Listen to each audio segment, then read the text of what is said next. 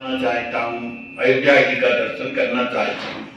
इसलिए हे होंगे मेरी इस मनोकामना को पूर्ण करें।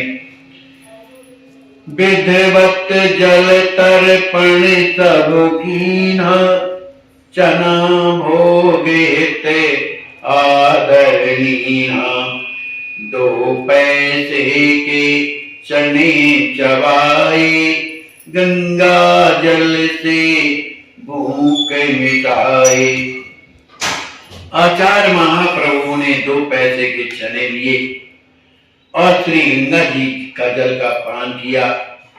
संपूर्ण गंगा जल से ही अपने पेट का भरण पोषण कर लेते हैं और पुनः लोगों से अयोध्या का मार्ग पूछते हुए चल देते।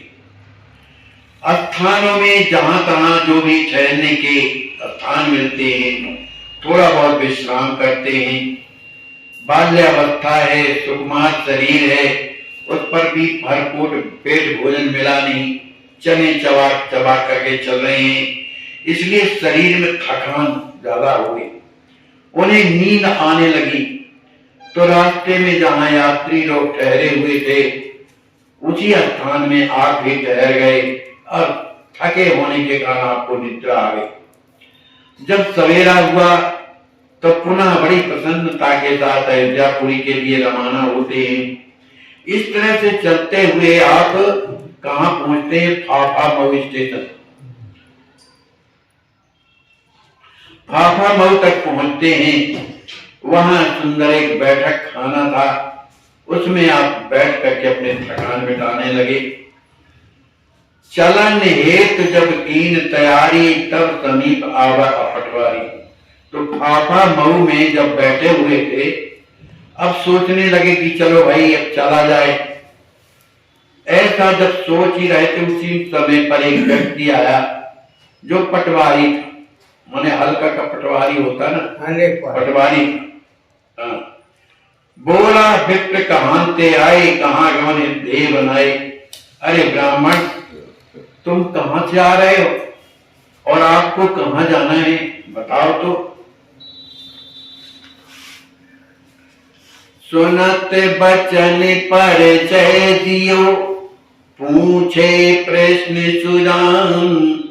कितने तत्वों से बना भौतिक जगत मान। परिचय दिया कि हम मध्य प्रदेश के रहने वाले हैं, अयोध्या जा रहे हैं।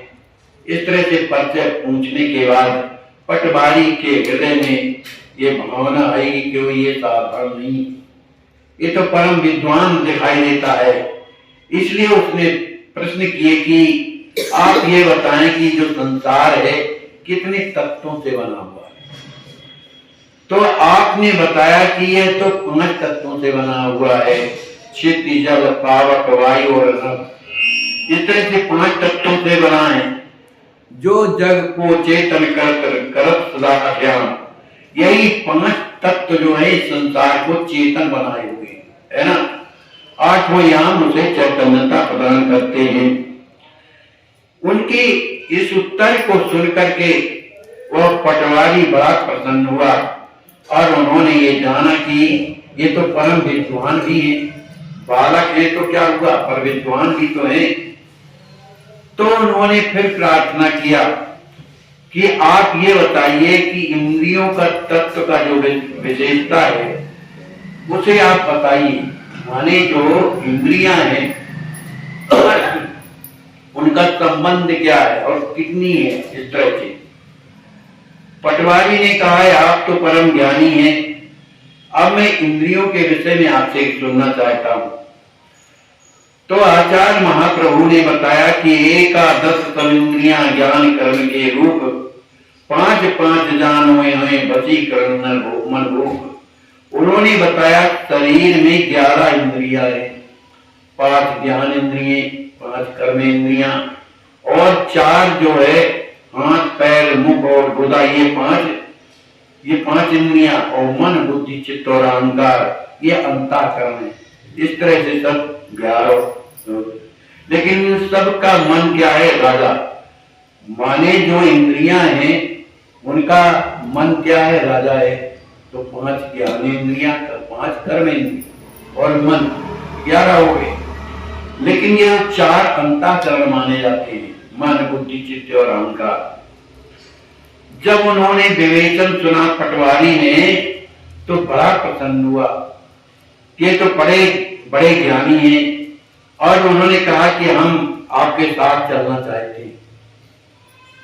तो सुनत बचन बोले सच्चाई, पैदल यात्रा अति दुखदाई। आचार्य महाप्रभु कहते हैं कि आप जो है गाड़ी में जाएंगे, लेकिन हम तो पैदल यात्रा करते हैं और तो पैदल यात्रा करने में तो बड़ा कष्ट होता है, आप जाए। लेकिन पटवारी को समझ में नहीं आया कि ये किस कारण से ये पैदल चल रहे हैं। पटवारी कछु भेद न जाना, बोला बालक समन सयाना। पटवारी ने कहा कि हम समझ नहीं पाए आपका मतलब कि पैदल क्यों जाना चाहते हैं। कहा हमें अयोध्यापुरी तक पैदल जाना है और यद्यपि हमें जानते हैं कि रास्ता बड़ा कठिन है। पटवारी ने कहा नहीं, आप गाड़ी में चलिए, क्योंकि रास्ता बड़ा कठिन है, कहां तक पहुंचे, कहां तक चलेंगे। तो आखिर आप क्यों नहीं जाना चाहते हैं गाड़ी में। उन्होंने साफ बता दिया पैसे है नहीं है, क्या करें, सब समाप्त हो गए, तो हमारे पास कोई पैसा नहीं है, इसलिए गाड़ी में नहीं जा सकती। ऐसा बातें कर ही रहे थे, तब तक गाड़ी आ गई। पटवारी ने कहा आप इसकी चिंता मत करिए, आपके पास पैसे नहीं, मैं तो हूं, आइए बैठिए। तो पटवारी ने उनका हाथ पकड़ा और उन्होंने गाड़ी में बैठा दिया। इस तरह से उस पटवारी को प्रतापगढ़ तक जाना था। जब प्रतापगढ़ आया तो उन्होंने उन बालक के चरणों में प्रणाम किया और कहा कि अब हमारा स्टेशन आ गया, इसलिए हम जाना चाहते हैं। जात समय बोला शरणाई, होए अवध यात्रा सुखदाई। जब जाने लगा प्रणाम किया और कहा कि आप अयोध्या के लिए यात्रा करें, कोई कष्ट नहीं होगा आपको। लेकिन भगवान का विधान क्या है कौन जानता है। ये भगवान जो विधान है प्रभु का, वो एक अलग विधान होता है। यद्यपि उस विधान में सिवाय कृपा के अलावा कुछ नहीं होता। तो भगवान का विधान था, ऐसा समझ करके उस पटवारी को विदा किया कि किसी तरह से संगी मिले थे, अब प्रतापगढ़ इनका आ गया। तो उन्हें सुख भी हुआ कि इन्होंने गाड़ी में बैठा दिया। दुख इस बात का हुआ कि ऐसे प्रेमी हमसे छूट करके जा रहे हैं, इसलिए हर्ष और विषाद की स्थिति बन गई थी। अब जैसे ही गाड़ी प्रतापगढ़ से आगे चिलविला स्टेशन पहुंचती, चिलविला स्टेशन पड़ता है, वहां पहुंचती है तो पुनः टीसी वहां पर आ गया और टीसी ने कहा कि टिकट दिखाइए। उन्होंने झूठ तो बोलना नहीं, साफ बोले कि हमारे पास टिकट नहीं। एक सज्जन ने हमको गाड़ी में बैठा दिया, हम नहीं बैठ रहे थे, लेकिन जबरदस्ती बैठा दिया था और वे उतर गए हैं प्रतापगढ़ में, अब हमारे पास तो है नहीं। टीसी ने कहा कुछ भी हो, आप तो अपनी गाड़ी से उतर जाइए, यही अच्छा होगा, है ना। तो सुनत बचन उतरे जबहि, सज्जन लियो बुलाए। अब टीटी नहीं आए, जल्दी आओ भाई। जब उतर गए टीटी उस डिब्बे का चेकिंग करके दूसरे डिब्बे में चला। तो एक सज्जन बैठे हुए थे, उन्होंने कहा भैया आओ आप चले आओ, इस डिब्बे में टीटी नहीं आए क्योंकि चेकिंग हो गई, इसलिए आप आ जाइए। लेकिन वो आ नहीं रहे कि मुझे गाड़ी से उतार दिया और ठीक उतारा, टिकट नहीं है, नहीं चलना चाहिए। इस तरह से गाड़ी चलत चाहत अब आओ, वो व्यक्ति जो था, अरे भैया जल्दी आओ गाड़ी चलने वाली है, इसमें विचार मत करो, है ना, और न कोई बात हृदय में रखो। ऐसी कई सज्जन टेर लगावा, विविध भांति समझाए बुलावा। बार बार वो सज्जन को दया लग रही थी, कितना सुकुमार बालक है, कहाँ अयोध्या जाएगा। अनेक प्रकार से समझाया और उसी ने उस बालक का हाथ पकड़ा और गाड़ी के अंदर कर लिया। अब अपने पास बैठाया सीट में, अगल बगल के लोग बैठे हुए थे, उन सब ने समझाया कि भाई सभी कोई जिनके पास पैसे नहीं होते यात्रा करते रहते है ना, तो आप जो है बैठिए, जब कोई समस्या आएगी तो हम लोग हैं। जब ऐसा कहा तो वो बड़े प्रसन्नता से बैठ गए। इस तरह से गाड़ी चलती हुई और फैजाबाद स्टेशन आ गई। अब चूंकि 3 दिन से भूखे थे, केवल चना खाए थे, वो भी पूरा पेट नहीं, आधा पेट। 3 दिन के भूख होने के कारण, और लड़कई अवस्था थी, लड़कई में भूख खूब लगती है, बुढ़ापे में नहीं लगती, तो भूख से व्यथित अलग थे। अब वो जैसी रेलगाड़ी से नीचे उतरे तो भूख लगी हुई थी, तो शरीर से जल था, तो डगमगाने लगे। स्नातक प्रभु रात बिताई, प्रातः काल अयोध्या आए। अब रात हो गई थी, तो फैजाबाद के स्टेशन में ही उन्होंने रात्रि व्यतीत किया। जब सवेरा हुआ तब फैजाबाद से अयोध्या आए, और जैसे ही अयोध्यापुरी का आचार्य महाप्रभु ने दर्शन किया तो उनके प्रत्येक अंग अंग पुलकित होने लगे। प्रेम के कारण उनका हृदय भर आया, संपूर्ण प्रेम के कारण उनकी रोमावली खड़ी हो गई। देख रहे हैं कि अयोध्यापुरी में बंदर, अनेक प्रकार के पक्षी, मोर, मोरनी सब नृत्य कर रहे हैं। बड़े बड़े ऋषि मुनि महात्मा उनका दर्शन करके आचार्य महाप्रभु अत्यंत प्रसन्न होते हैं।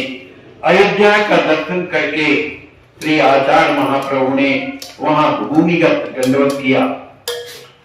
भक्ति भाव भावित मगन हर्ष न हृदय समाये, देख अवध की मार रही रोम रोम पुलकाए। अयोध्या धाम क्या है? दिव्य धाम है। अब चूंकि हम उस स्थिति में नहीं है तो समझ में नहीं आता, संसार भरा हुआ, पर जिनका हृदय भगवान में होता है उनके हृदय में वो अयोध्यापुरी का दिव्य दर्शन होता है। तो आचार्य महाप्रभु इसी में से हैं। उन्होंने जब अयोध्यापुरी का दर्शन किया तो उन्हें दिव्य अयोध्यापुरी का दर्शन हुआ, उनका हृदय प्रेम से भर गया और उनका रोम रोम पुलकित हुआ। इस तरह से अयोध्यापुरी चलते चलते वसुदेव घाट में आते हैं, जिस घाट में हम आप लोग रहते हैं। इसी घाट में आचार्य महाप्रभु आते हैं।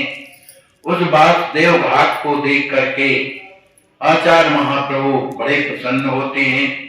इसी वासुदेव घाट में पहले ऐसी घनी बस्ती नहीं थी, यहाँ पर अनेकों यज्ञ हुए है ना, जहाँ वयोमठ सुंदर पावन यज्ञ हुए थे। इधर पर क्योंकि सरयू जी का किनारा है, इसलिए अनेक साधु संत कुटी बना करके रहते हैं, सुंदर तो तिलक स्वरूप धारण किए रहते हैं, और अनेक प्रकार के दर्शन होते हैं संतों के। किसी का तिलक रामानंदी, किसी का भगवान शंकर जी का, किसी का श्याम सुंदर का, अनेक प्रकार के तीर्थ मन संतों का दर्शन हो रहा है। लेकिन जो भी अयोध्यापुरी आते हैं सबके हृदय में प्रेम भरा हुआ है। सभी संत वेश को देख करके एक दूसरे को दंडवत प्रणाम करते हैं। इस तरह से आचार्य महाप्रभु इसी वसुदेव घाट में आकर के श्री सरयू जी के किनारे पहुंचते हैं। यह एकांत घाट था पहले। तो सरयू में जाकर के उन्होंने स्नान किया, और स्नान करने के बाद फिर बैठ गए वहीं पर और सोचने लगे कि मैं इतने दूर से आया हूं अयोध्यापुरी, और अयोध्यापुरी आने के बाद भी अगर मुझे श्री सीताराम जी का यदि दर्शन नहीं होगा तो मेरा जीवन किस काम का। ऐसा सोच करके उनके हृदय में अनेक प्रकार की हृदय में लहरें उठने लगी। कभी मन करता है तो ऐसे जीवन को रखने से फायदा क्या है, चलो सरयू जी में ही अपने जीवन को अंत कर दें। लेकिन बार बार मन को समझाते हैं, अरे भैया तुम अंत करने आए हो कि संतों की कृपा है ना, और अयोध्यापुरी का दर्शन करने आए हो, बार बार मन जो है इधर उधर होता है। कहते हैं देखो, मन कहता है, हृदय कहता है, मन और हृदय से लड़ाई होती रहती है हमेशा। हृदय में परमात्मा रहता है, मन में संसार आता ही जाता रहता है। तो हृदय कहता है देखो, तुम्हारे पास न तो पैसे हैं, न तुम्हारे पास कपड़े हैं, न रहने के लिए कुछ है? तो इस तरह से सोच विचार करके और जो सोचते हो कि मैं मर जाऊं, इससे लाभ क्या होगा? अरे भगवान के भरोसे रहना ही जीवन का लक्ष्य होना चाहिए। देखो, आधा पेट चना खा करके आए हो और 3 दिन चल करके आए, तीसरा दिन है जो चलते हुए आए, तो ये अयोध्यापुरी को में किसने भेजा? जो अंदर जो शक्ति है वो किसने भिजवाया? तो भगवान ने ही तो भिजवाया। ये हृदय कहता है, लेकिन मन कहता है कुछ भी हो।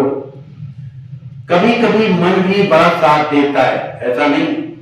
ये मन जिस तरफ चलता है तो वो चलता ही रहता है। संसार में जाएगा तो आखिरी तक चलता ही रहेगा। और अगर कहीं भगवान में जा पाया तो आखिरी में परमात्मा को प्राप्त करा ही देता है। ये मन कहता है। मन कहता है कि देखो, हम अयोध्या आकर के भी और भगवान का अगर दर्शन न कर पाए तो क्या पुनः संसार में लौट करके चले जाओ। इससे अच्छा हम तो अपने, अगर हम सीताराम जी ने दर्शन नहीं दिए तो हम संसार को मुंह अपना नहीं दिखाएंगे, इसी सरजू जी में ही डूब करके मर जाएंगे।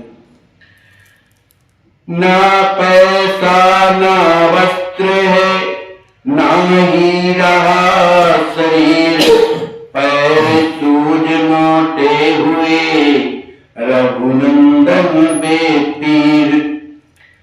भक्त की जो भावना है, उसकी भावना क्या होती है? अपने प्यारे से लड़ते रहते कि देखो, मेरे पास तो न पैसा है, न मेरे पास वस्त्र है, अब रह गया शरीर है ना, तो इसको भी नष्ट करके देता हूं। और देखो, चलते चलते मेरे जो पैर हैं मोटे हो गए, सूज गए, लेकिन फिर भी आपको मेरी दया नहीं लग रही। राम जी से कह रहे, आयो सहत कठिन कठिनाई, तदपि न रघुवर ये दिखाई। मैं कितना कष्ट सहन करके अयोध्यापुरी में आया हूं कि मुझे आपका दर्शन होगा, लेकिन आपके हृदय में मेरे लिए कोई स्थान नहीं, कोई पीड़ा नहीं है। अवध धाम अब तनु शरीरा, अब मैंने निश्चित कर दिया है किसी सरजू में ही मैं अपने शरीर का परित्याग करूंगा। जाए गुरु प्रभु संग यही मीरा। हे प्रभु, ये मेरा निश्चित संकल्प है कि सरजू जी के जन्म में मैं अपने प्राणों को विसर्जित कर दूंगा। दरस बिना जीवन सुख नाई, चले मरण हित सरजू मन।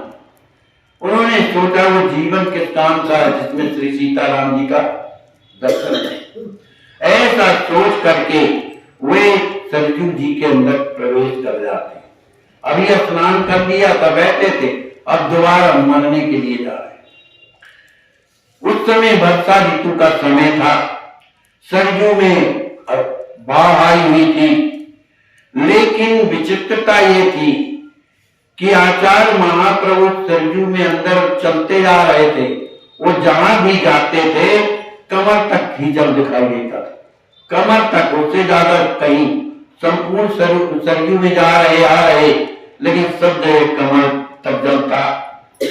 आगे बढ़त जाते अनुरागी, चाहत दे तजन भय त्यागी। आगे बढ़ते थे कि आगे शायद गहरा जल हो, लेकिन जहां भी जाते थे सब कमर से जल रहता था। जहां जात जल कट तक पावत, लौट पड़ोस देव मनावत। जहां भी जाते कमर तक जल मिलता, लौट करके आते तो प्रभु से प्रार्थना करते रहे। तत् समीप रघुनंदन आए, सिए सहित निज रूप रखाए। जब बीच सरजू जी में खड़े हुए थे और मरने के लिए सोच रहे थे, लेकिन कहीं अथाह जल मिल नहीं रहा था, कमर तक जल था, तभी उन्होंने सरजू के किनारे तक की ओर जब देखा तो वहां श्री सीताराम जी महाराज दिव्य दर्शन माने उनका दिव्य दर्शन था, उनका दर्शन हुआ उन्हें। चकाचौंध की ही यह लीला, दिव्य दर्शन था, चकाचौंध का उन्हें स्वरूप दिखाई दिया। सरयू जल बिच आनंदशीला, उनका दर्शन करके आचार्य महाप्रभु आनंद में भर गए कि बड़ी कृपा किया। इस तरह से मरने के लिए तो गए, लेकिन जब श्री सीताराम जी महाराज को किनारे में उनका दर्शन हुआ तो उनका संपूर्ण शरीर पुलकित हो गया, उनके रोग रोग खड़े हो गए और पुनः जल्दी लौटे उनका दर्शन करने के लिए। अब चूंकि ज्यादा गहराई में चले गए थे बीच सरयू जी ने, तो वहां से लौटते समय जल्दी जल्दी जैसे ही जल के बाहर आते हैं तब तक वो झांकी अंतर ध्यान हो जाती है। जब तक बाहर जलते आए तब तक लौटन देख तो आए, उन्हें वो झांकी का दर्शन नहीं हुआ। अब तो उनके हृदय में इतनी पीड़ा हुई कि उनका शरीर थर थर कपने लगा, बड़े व्याकुल हो गए, अपने सिर को पकड़ करके रोने लगे। किसी तरह से धीरज धारण किया। धीरज धारण करने के बाद उन्हें प्रसन्नता तो हुई कि चलो प्रभु ने अपना दर्शन तो दिया, लेकिन उनका दर्शन करने के बाद जो पीड़ा हुई उस पीड़ा को समझ नहीं कर पा रहे थे। वो तो अत्यधिक पीड़ा हो रही थी। वहां पर अपने वस्त्रों को सुखाते हैं क्योंकि उनके पास कोई दूसरे वस्त्र थे ही नहीं। फिर उसके बाद अयोध्यापुरी के अंदर आते हैं भगवान के मंदिरों में दर्शन करने के लिए। सोचने लगे कि जो मैंने स्वरूप सरयू जी के किनारे जो जिनका दर्शन किया है वही स्वरूप शायद किसी मंदिर में मुझे दर्शन मिल जाए। और कोई और नहीं थे, कनक बिहारी सरकार, कनक भवन बिहारी सरकार। अब चूंकि उन्हें ज्ञान तो है नहीं कि कहां के रास्ते में मंदिर पड़ेगा, इसलिए वहां उन्हें सरयू के किनारे थी बादेव घाट में एक तांगा दिखाई। तो तांगा चला जा रहा था, तो जो तांगे के ही पीछे पीछे और ये चलने लगे। पीछे चले समुद्र रघुराई, वन प्रमोद तक पहुंचे आए। उस तांगा के पीछे पीछे प्रमोद वन तक आ गए। प्रमोद वन में एक श्री रघुनाथ कुंज है। प्रमोद वन में एक श्री रघुनाथ कुंज है। तो उस कुंज में एक संत ऐसे थे जिन्होंने इनका दर्शन किया था, क्योंकि राम जी के पात्र बनते थे, इसलिए उन्होंने इन्हें राम जी के स्वरूप में देखा था। तो इन्होंने बुलाया, अरे राम जी कहां जा रहे हो? रघुनाथ कुंज के संत साधु ने बुलाया, राम जी कहां जा रहे हो? पूछे कब ये तो हुई हमारी आप। जय सिया राम। दंडवत महाराज जी, कैसे हैं? ठीक है। कितने बजे आप आज लखनऊ आ गए हैं? 12 बजे आ गए हैं। जांचें कुछ हुई हैं आपकी? जांच हुई हैं? कोई दिक्कत तो नहीं है आपको? खाने पीने की व्यवस्था कैसी है? ठीक है। चलिए, आपका इलाज चल रहा है, बाद लखनऊ आज आ गए हैं, अब आपका ऑपरेशन होना है जी।